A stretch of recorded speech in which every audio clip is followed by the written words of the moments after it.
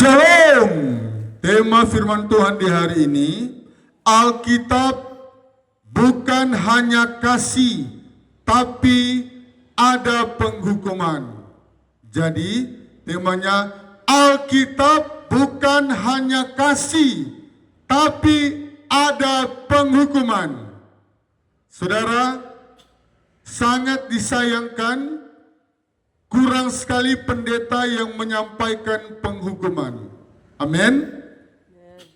Hampir 100% pendeta berkhotbah kasih. Tidak salah, enggak.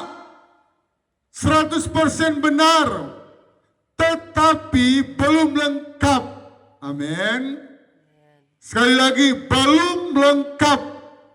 Betul, kasih itu 100% benar. Tetapi belum lengkap. Ya, mari kita lihat. Wahyu pasal 16. Ya. Tadi saya waktu belajar, saya bilang, Tuhan, apa yang saya mau khotbah Tuhan? Apakah saya pindah dulu kah? Sudah berapa kali saya khotbah kitab Wahyu? Tuhan bilang, saya mau tanya, Tuhan, kitab apa Tuhan? Wahyu? Kalau Wahyu saya gas. Ya. Kalau bukan Wahyu, saya gas juga. Saya pikir-pikir saya mau rem dulu Wahyu.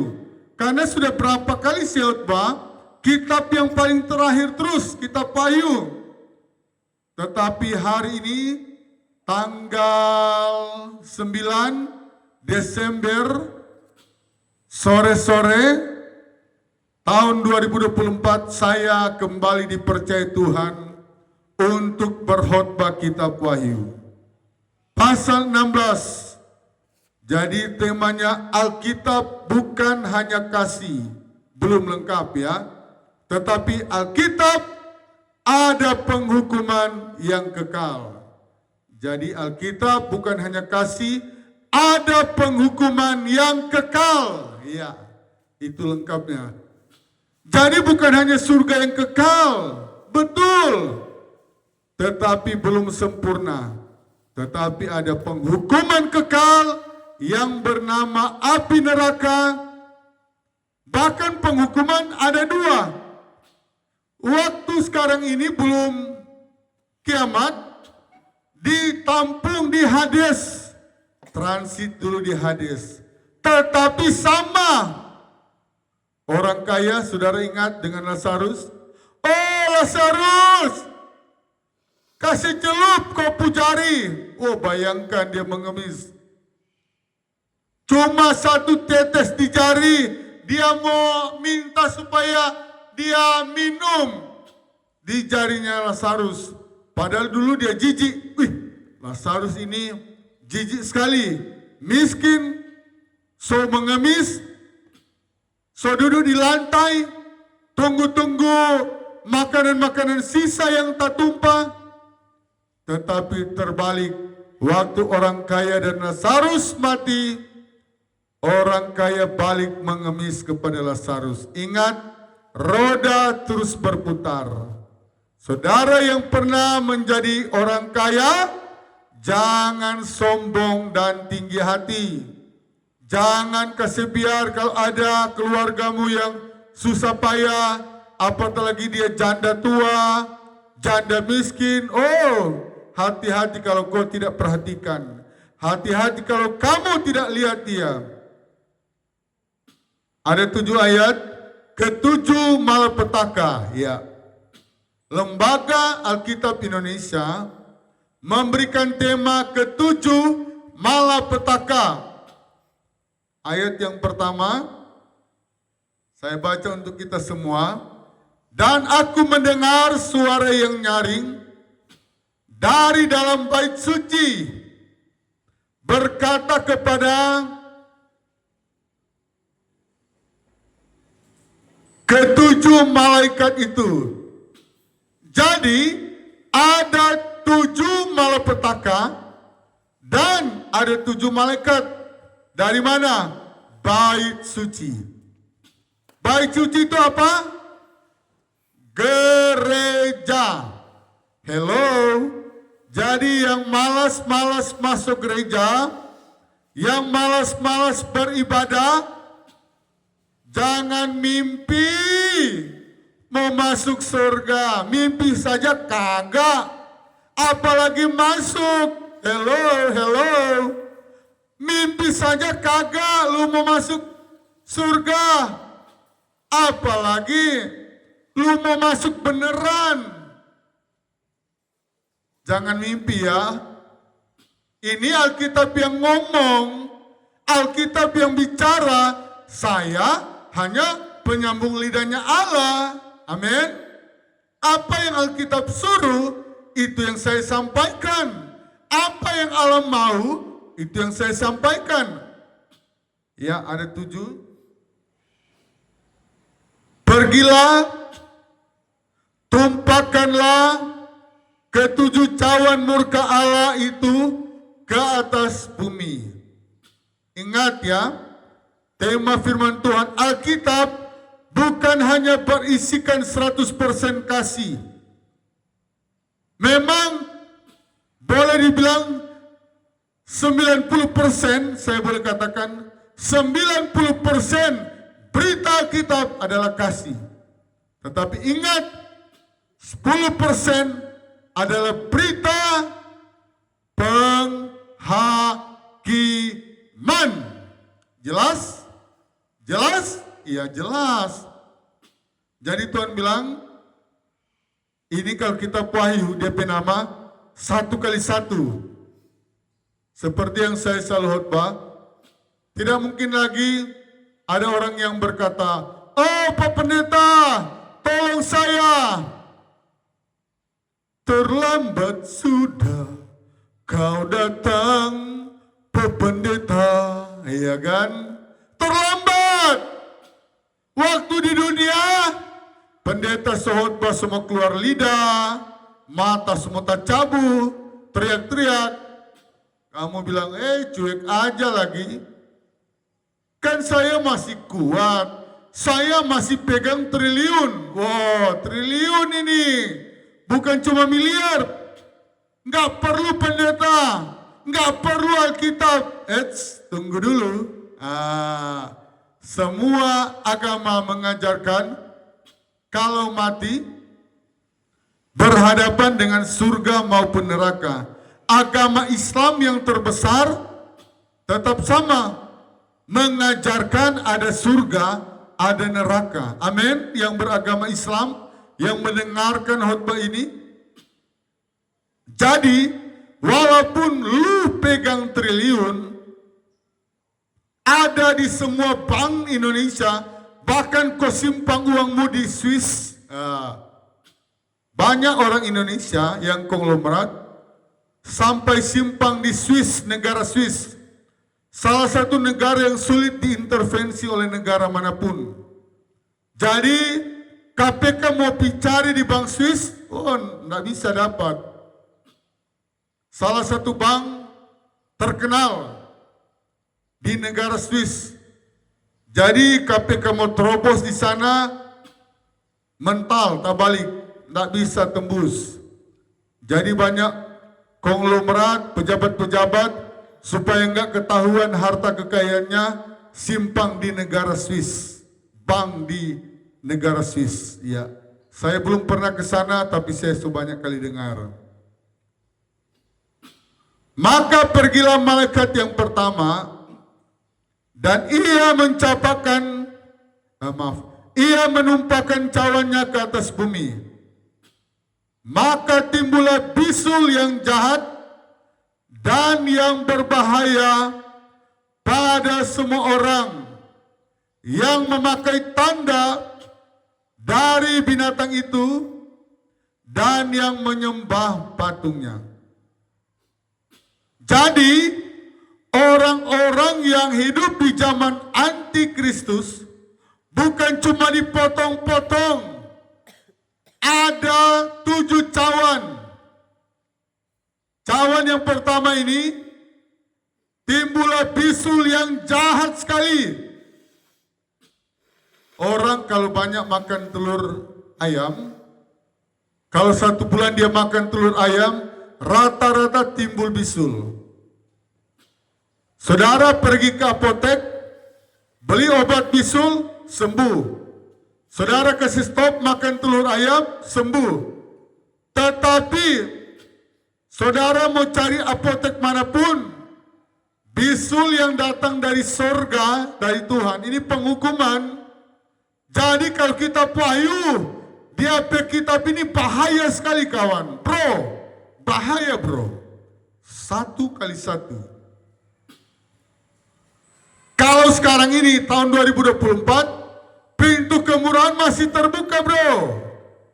Tetapi di akhir zaman nanti, pada zaman pemerintahan antikris, saudara dengar, bisul yang jahat, yang berbahaya pada semua orang. Wow. Bisulnya jahat, berbahaya. Saudara ingat Ayub? Ketika dia sakit bisul, oh dia bertelanjang bulat, dia sunat rasa. Dia berapa kali, Tuhan, kenapa saya lahir dari kandungan ibu?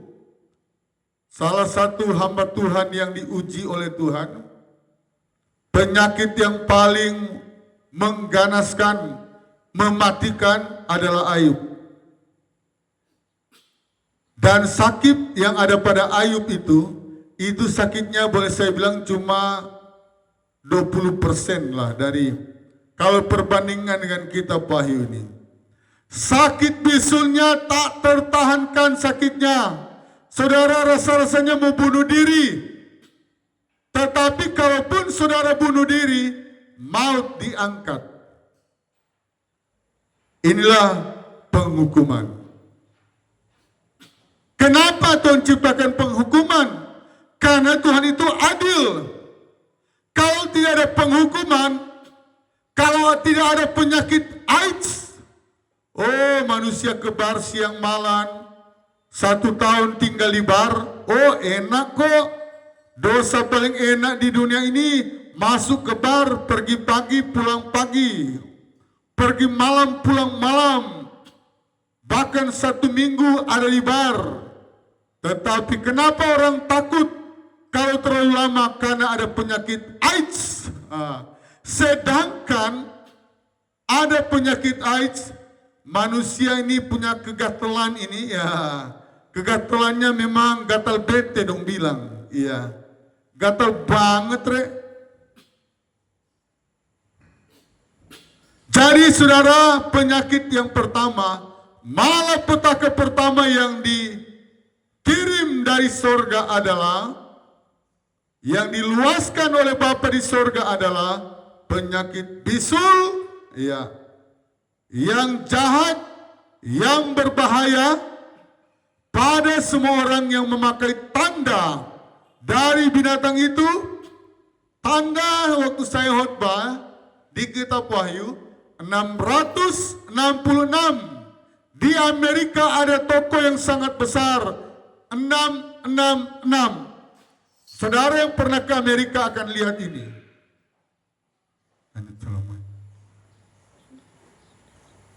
Nah saudara yang saya kasih dalam nama Tuhan, yang menyembah patungnya, ayat 3. Wahyu pasal 16 yang mau baca di rumah.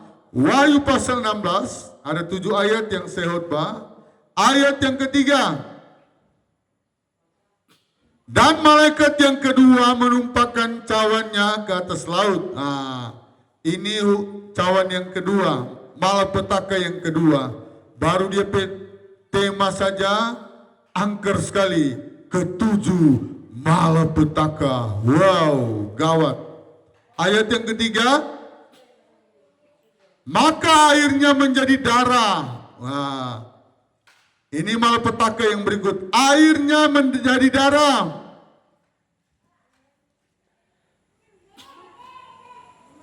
Seperti darah yang mati. Dan matilah segala yang bernyawa, yang hidup di dalam laut. Jadi kalau sudah datang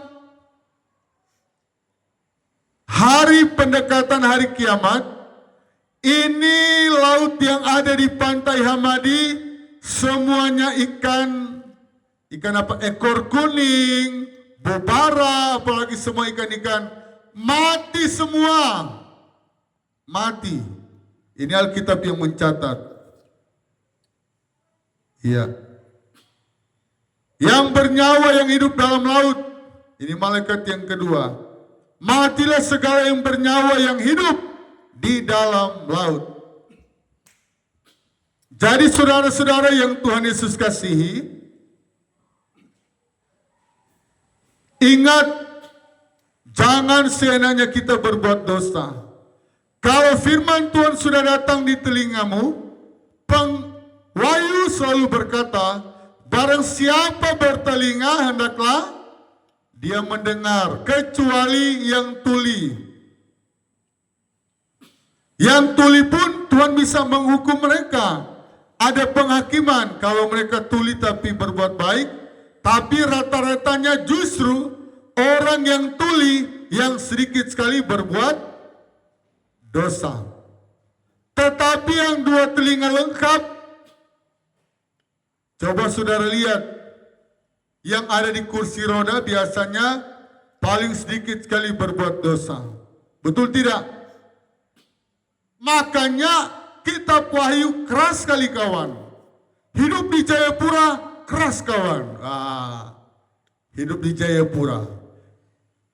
Orang bilang catu mawoi cakuman. Itu bahasa Jerman. Tidak bekerja, tidak makan. Tidak bekerja, kalau masih bakos, bapak, so 3 bulan tidak bayar rumah kos.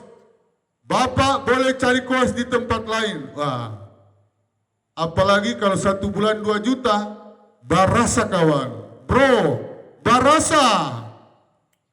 2 juta per bulan, apalagi 3 juta. Makanya kalau uang tidak sampai 2 juta, cari yang 1 juta lah. Jangan bagaya, parlente. Horas pak. Yang bagaya. Cukup sesuai dengan kemampuan.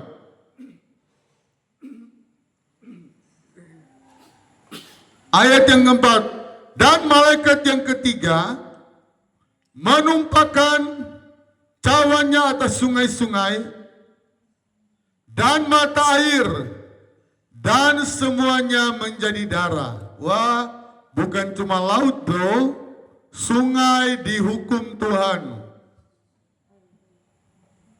Telaga-telaga, sawah-sawah, tidak bisa tumbuh padi, tidak ada ikan mas, tidak ada ikan mujair lagi, mati, dead. Karena apa? Ada penghukuman. Jadi saudara,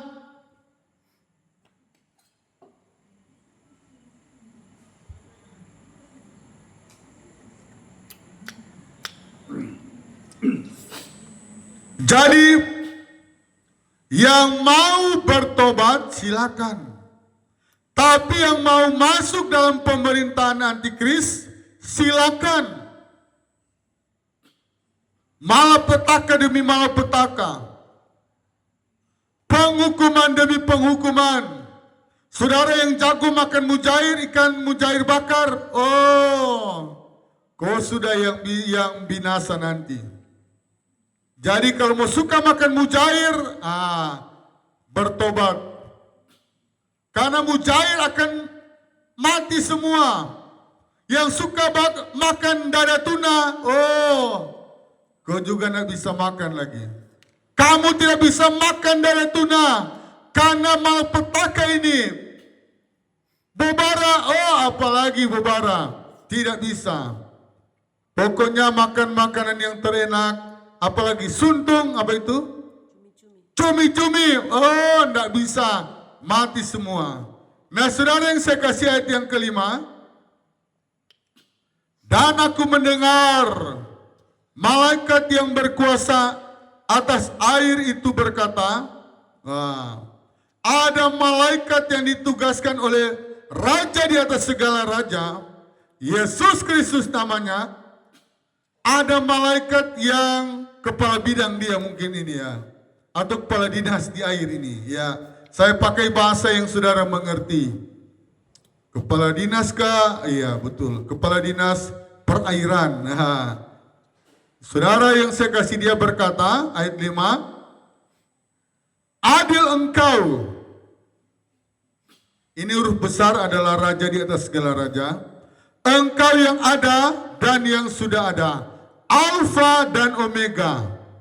Engkau yang kudus dan yang telah menjatuhkan hukuman ini. Iya. Harus dong. Sedangkan ada AIDS, manusia rupa anjing, bercinta di depan umum. Biar so ada istri, dia hantam istri orang. Yang penting duit, tebal men. Baru cair ini proyek MM.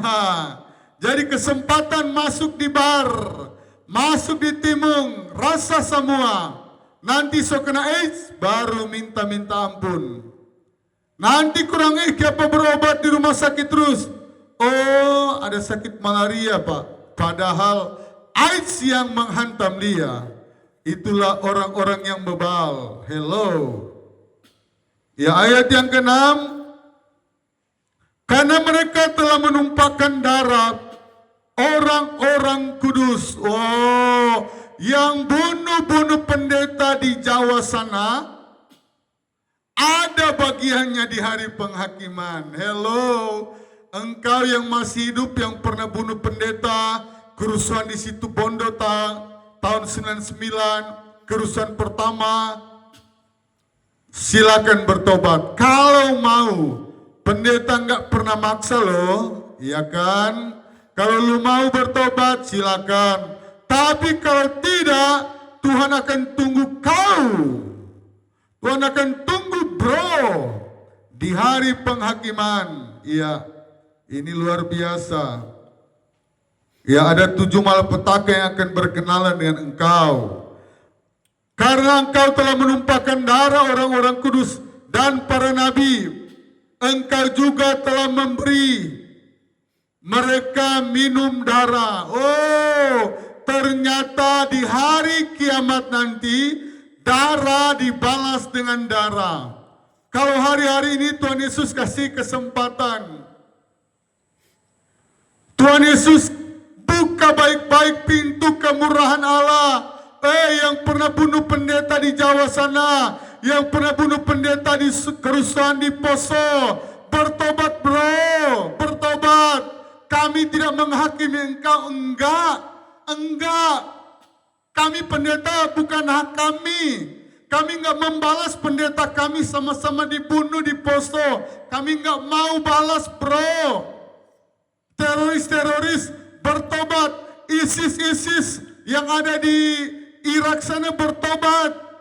Teroris-teroris pembunuh. Dulu di Poso satu kepala 60 juta. Kalau dapat bunuh pendeta, itu tahun-tahun berapa tahun lalu kerusuhan di Poso. Satu kepala pendeta dihargai 60 juta, itu sekitar 10 tahun lebih.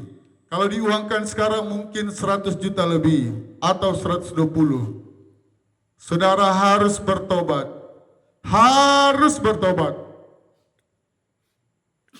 Tetapi kalau engkau tidak mau bertobat, enggak apa-apa lagi, iya kan? Ya. Ayat yang ke-7. Ya maaf tadi ayat yang ke-5. Ya. Ayat yang ke-6. Karena mereka telah menumpahkan darah orang-orang kudus. Jadi ada majelis-majelis yang dibunuh, penatua yang dibunuh di sana, Siamas dibunuh, Mati Said, Stanley Goni di Mentawai, dia diseret dengan Johnson, ditarik berapa kilometer, diseret dengan Johnson, tidak mati-mati, nanti dia mati di rumah sakit. Itu hamba Tuhan dari GPDI, dia sekolah kitab di Palembang, sampai ruang doa di Palembang dinamakan namanya Stanley Goni, satu-satunya pahlawan yang diutus di Mentawai sana. Ketika dia mati, rektor yang bernama Bapak Siwi, saya tidak tahu apakah sudah almarhum sekarang. Bapak Siwi rektornya, pemilik sekolah Alkitab di Palembang. Dia panggil, dia kumpul semua siswa dan siswi, angkat tangan yang masih mau melayani di Mentawai.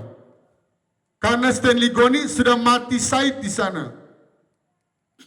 Dan banyak yang angkat tangan, ada 10 orang lebih. Mereka angkat tangan siap mati syahid seperti Stanley Goni, mahasiswa di sekolah Palembang. Rektornya Bapak Siwi. Oh, meleleh kawan air mata dari Bapak Siwi. Rektornya, dia menangis, dia terharu. Dia pikir ketika Stanley Goni mati, takut semua mau melayani di Mentawai. Tetapi itulah jadi pengikut Kristus. Pengikut Kristus yang sejati tidak boleh takut mati. Saya juga di tempat ini berapa kali diancam, jangan buka gereja di Entrop ini basisnya kami. Saya nggak takut. 2010 saya masuk di tempat ini, sampai hari ini dia peliharaku.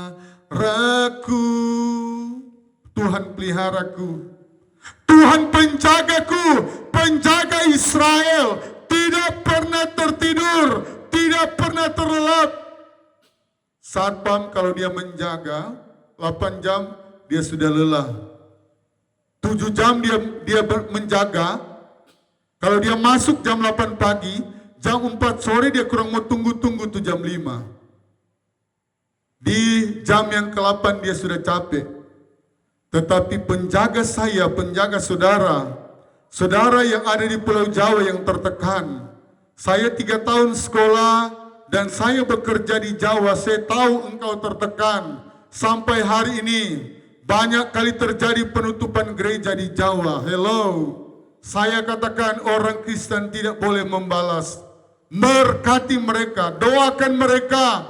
Walaupun banyak kali gereja ditutup, sudah ada surat izin yang lengkap. Tetapi ulah dari oknum 1-2 orang, ulah dari satu otak-otak yang kotor, dia pengaruhi, dia provokasi, dia provokator. Engkau yang tidak mau bertobat, ada waktunya Tuhan akan bertindak atas engkau. Bukan manusia yang balas. Kami pendeta tidak bisa membalas. Dan bukan hak kami. Tetapi firman Tuhan berkata penghakiman adalah milik Tuhan. Kalau kami tidak membalas, bro, hati-hati bro. Tuhan akan menghukum. Barang siapa ku kasih, firman Tuhan berkata, ia ku tegur, ku hajar. Rasul Paulus pembunuh berdarah dingin. Di gereja mula-mula, satu-satunya yang paling hebat membunuh orang Kristen, waktu dia bernama Saulus. Tetapi Tuhan menangkap dia. Ketika dia perjalanan ke Damsyik, dia mendapatkan sinar terang dari sorga, menyinari dia dengan kuda dan pasukan-pasukannya mau datang membunuh orang Kristen lagi. Dan dia jatuh dari kuda. Dan dia melihat cahaya, dia berkata, siapakah engkau? Waktu dia masih bernama Saulus. Dan Tuhan berkata, Saulus, Saulus, akulah yang kamu aniaya. Padahal Saulus tidak menganiaya Tuhan Yesus. Tetapi Tuhan Yesus pasang badan. Tuhan Yesus pasang badan. Gereja yang ada di Yasmin, di Bogor, ada Tito Karnavian, Mendagri, dan beberapa menteri sampai pasang badan supaya gereja di Yasmin di Bogor dibuka kembali. Terima kasih hormat Pak Mendagri, Pak Tito Karnavian, dan apa itu yang satu orang yang calon dari PDI itu yang menteri-menteri itu yang datang, ada beberapa menteri.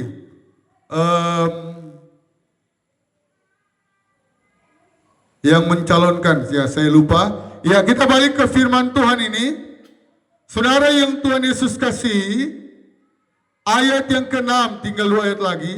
Karena mereka telah menumpahkan darah orang-orang kudus dan para nabi, Engkau juga telah memberi mereka minum darah.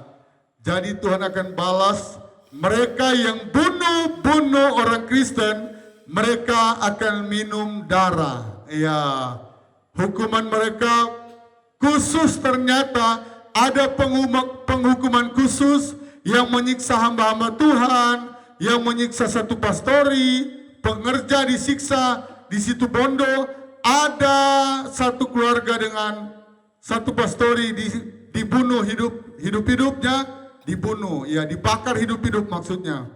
Dan mereka dibalas oleh Tuhan pada hari penghakiman akan minum darah. Ayat terakhir. Dan aku mendengar mezbah itu berkata, ya dari bait suci. Jadi kalau engkau mau diberkati, rajin-rajinlah datang di gereja. Karena sampai pada hari kiamat, pada hari penghakiman, bait suci, gereja adalah tempat malaikat akan tinggal di sana. Dan dari bait sucinya Tuhan, mereka keluar. Karena apa? Ini hari penghakiman. Ada yang protes, oh kenapa mereka di gereja? Oh ini hari penghakiman, lu mau protes? Silakan protes Tuhan, ya kan? Lu kan manusia buatan tangan Tuhan. Nggak sepatutnya kalau lu mau protes Tuhan, lu hanya buatan tangan Tuhan.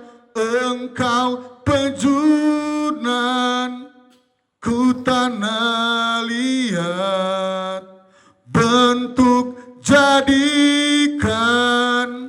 ini doaku, ubah hatiku seputih salju, ubah hatiku seperti dirimu. Ayat 7. Dan aku mendengar mezbah itu berkata, ya Tuhan Allah yang maha kuasa, benar dan adil segala penghakimanmu. Iya. Malaikat-malaikat ini berkata, ya Tuhan Allah yang maha kuasa, benar dan adil segala penghakimanmu. Adil dong, kalau waktu di situ Bondo banyak orang Kristen dibunuh. Adil. Adil. Di Poso banyak hamba Tuhan yang targetnya satu kepala dari pendeta 60 juta. Adil dong. Masakan kau membunuh pendeta hidup-hidup, baru kau nggak mendapat balasan? Pasti nggak adil. Tetapi besar dan ajaiblah karyamu, adil dan benarlah jalanmu, Raja segala bangsa yang Maha kuasa, mulialah namamu. Amin. Adil, adil. Oh haleluya. Allah kita adalah Allah yang adil, Allah yang luar biasa. Jadi saudara, kalau ada keluargamu yang dibunuh di situ Bondo, kalau ada keluargamu yang dibunuh di kerusuhan di Poso, pendeta-pendeta yang dibunuh, dibakar hidup-hidup, Stanley Goni ditarik dengan Johnson di Mentawai, nggak usah sakit hati berlama-lama. Cukuplah sakit hati, tapi jangan berlama-lama. Itu kata firman Tuhan. Cukuplah, berduka boleh, tapi jangan berlama-lama. Itu kata firman Tuhan. Karena tunggu pembalasan dari Tuhan. Karena apa yang dicatatkan di Alkitab dari Kejadian sampai Wahyu, pasti Tuhan akan lakukan. Maranatha, Tuhan Yesus datang kali yang kedua. Saudara yang bantu kami like, ada berkat Tuhan. Saudara yang komen, berkatnya 20%. Saudara yang bagikan berkatnya berapa persen?